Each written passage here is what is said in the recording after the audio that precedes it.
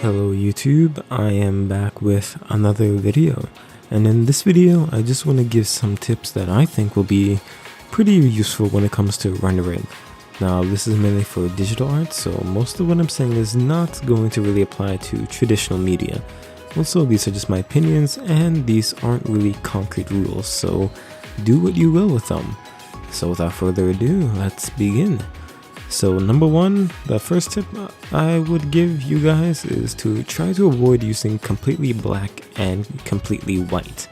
When rendering, it's usually very tempting to go straight to black when rendering very dark areas, or go white for the brightest of bright areas. However, it's always best to have some restraint with black and white.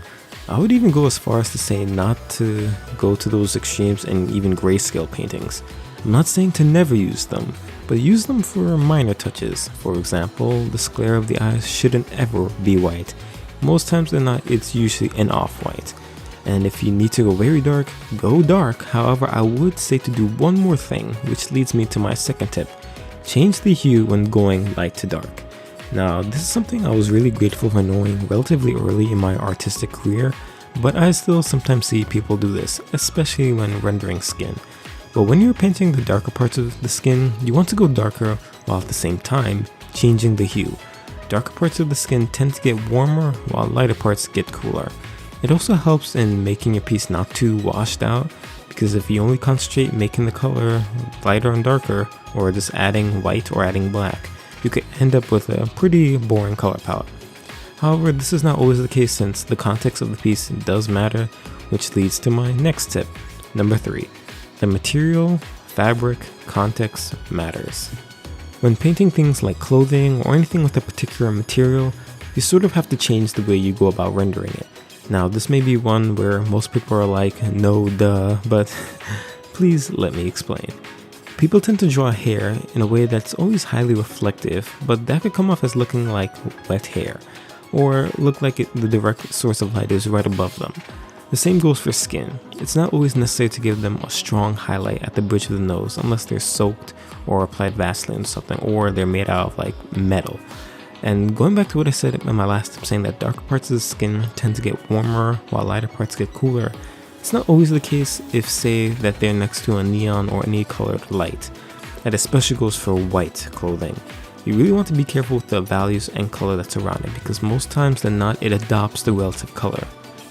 Now, number 4, I would say for this tip, using designated brushes sparingly. In the digital age, there's a brush for almost everything. There's hair brushes, cloud brushes, chain, zipper, foliage brushes, etc., etc. Now, these are not a bad thing. In fact, they mitigate most of the annoyances that come with manually adding those little details.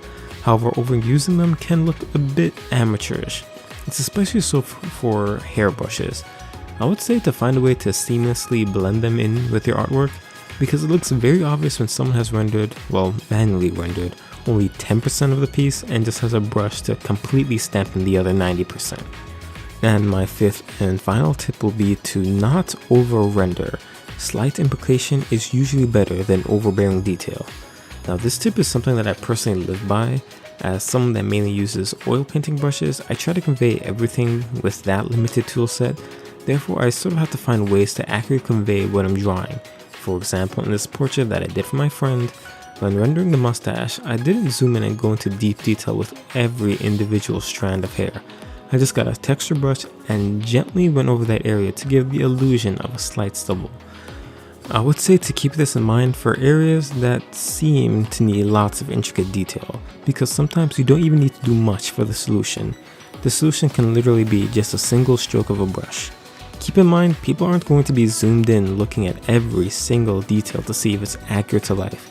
Most people just need the suggestion, and their minds will fill in the blanks. So yeah, those are my 5 tips. To recap, number 1, try to avoid using completely black and white. Number 2, change the hue when going light and dark. Number 3, the material, fabric, context matters. 4, use designated brushes sparingly. And number 5, don't over-render. Slight implication is usually better than overbearing detail. So yeah, those are my 5 tips. I tried to make these tips, not the common ones like You know, the obvious ones: flip your canvas, check the values. Those are like, I would say, things that are not relatively obvious, but things that you come to learn as an artist as you sort of go on. But yeah, as I said, these are just my personal opinions. None of these are concrete. You can actually completely disregard this video. But yeah, thank you for watching. If you guys want to see any more tips or tricks or anything of the sort, you can just leave a comment below and I'll try to get to it.